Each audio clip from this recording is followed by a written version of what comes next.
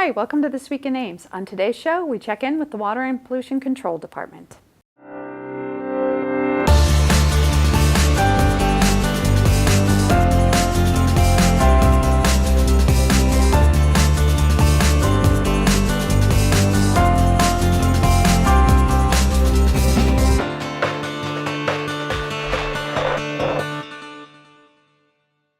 My guest today is John Dunn, Director of the Water and Pollution Control Department. John, welcome to the show. Hello.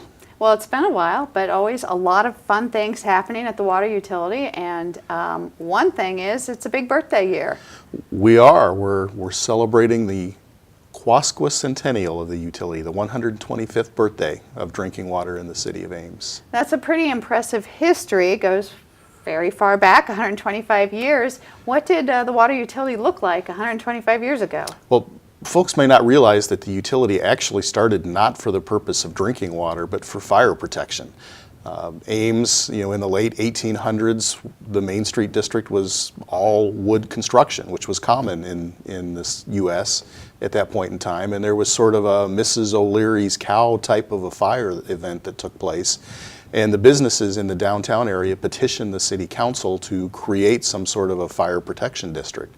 So it was on July 9th of 1891 that the city council passed a resolution that authorized the construction of the first well and a pump and water mains in the Main Street district. And that was actually the start of the water utility. Well, and it's almost like you have a resident historian at the water department. You have a lot of history about your utility's background and past. It's very interesting, and it's gone through a lot of change.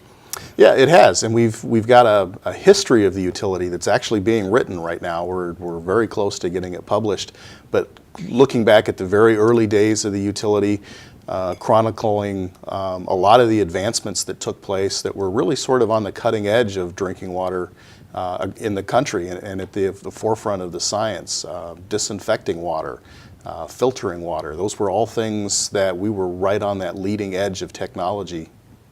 And I know it can be somewhat controversial, but even the fluoridation of water has been heralded as a public health breakthrough and really fills your mission of public health and public safety.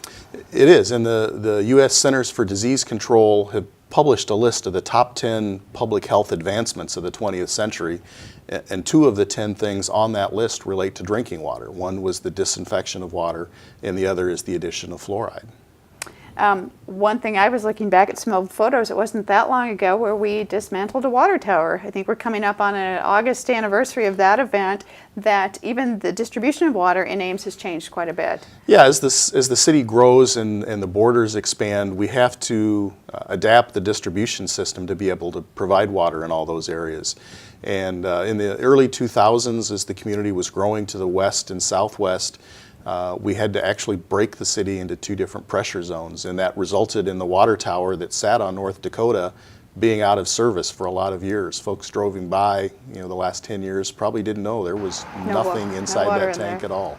And then there had been one on 20th and Hoover. That was sort of before my time, but people will still say, they'll say turn at the water tower, and they say, oh wait, the water tower's not there anymore. And it hasn't been there for 20 years. 20 years, so that's been a long time.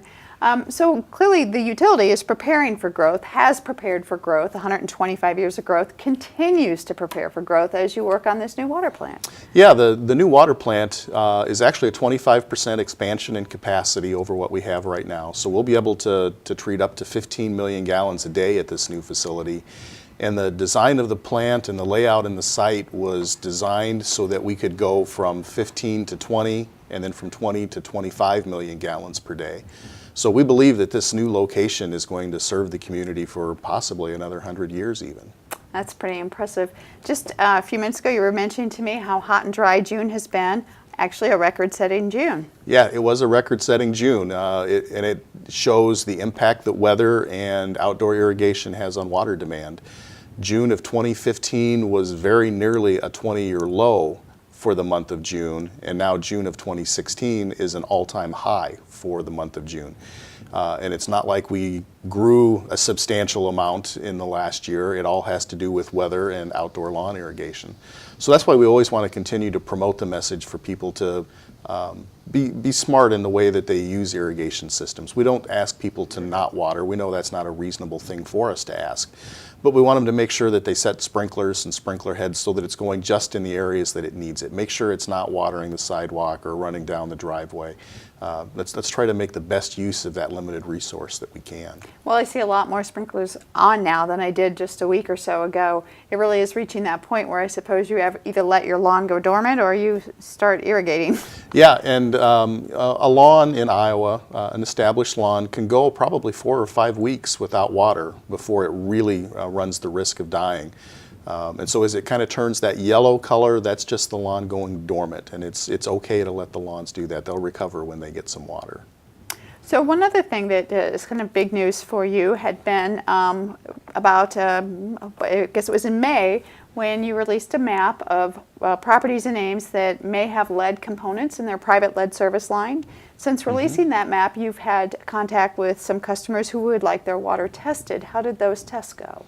Well, we sent letters to approximately 300 homes and businesses that our records showed had the potential, at least, for still having lead in their service line. And we offered in that letter to test their water for them for free. We've had 31 properties that have taken us up on that offer.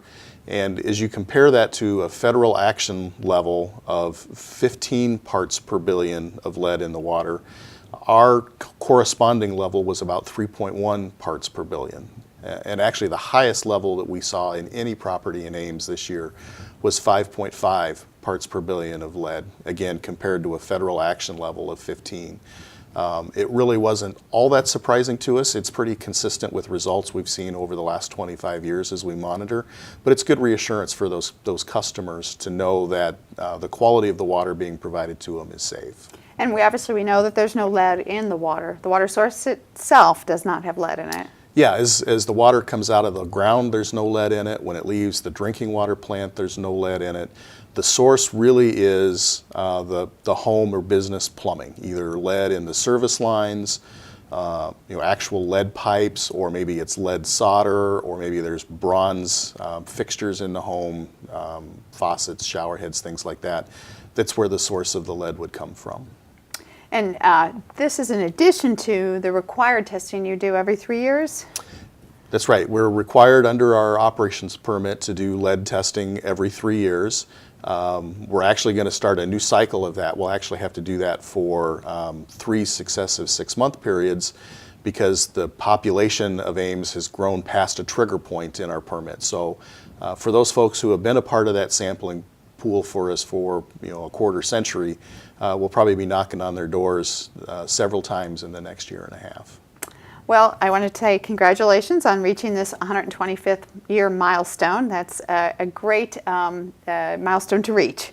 We're excited and looking forward to what the future brings. And we're very happy, of course, to feel secure that our Ames water is safe as well as being great tasting. That's right. Yeah. Thanks, John. If you want some more information about lead in the drinking water or the absence of lead, which is more accurate, be sure to check out our cityofames.org/lead page on our website. You can get all sorts of information on lead and check out the map as well. If you're moving in July and need to start, stop, or transfer your City of Ames utilities, go to the website and do it online at amesutilities.com or give customer service a call at 515-239-5120. Well, that's our show for today. Thanks for watching, and tune in next week for This Week in Ames.